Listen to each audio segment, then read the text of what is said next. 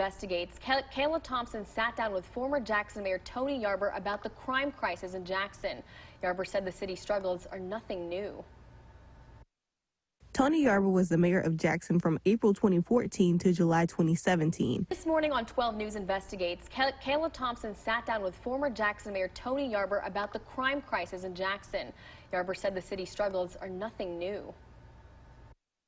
Tony Yarber was the mayor of Jackson from April 2014 to July 2017, and the city was not exempt from a crime crisis. We were a city that struggled with everything from crime to infrastructure to budgeting woes, and so we were a typical city, a typical mid-major city in 2014. Yarber says one of the major factors in combating crime was partnering with federal and local agencies, as well as building a relationship with then U.S. Attorney Greg Davis, which he says led to a double-digit decrease in crime. We launched an initiative in West Jackson, which was, we decided that we would take a holistic approach, that we wouldn't just arrest people, but we would also be sure that we had community resources that were a part of that.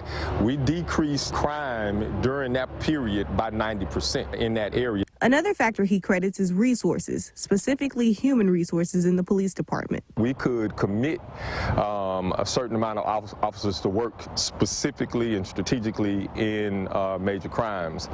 Now, I think that now the city is seeing, you know, a lot of the officers who have gone on, many of them have retired or gone to other agencies, but that was a luxury that we had then that we don't have now, and also we didn't have a pandemic. And in terms of the number of homicides the city has recorded during the pandemic, Yarber says domestic relationships are just the surface of a larger issue that must be addressed. Well, let me just say it this way. I'm not familiar with what that data looks like, so I hear people say that a majority of the crimes are committed by people who know each other, and that could very well be true, but we don't know the nature of those. I know that a vast majority of the nature of it has to do with drugs.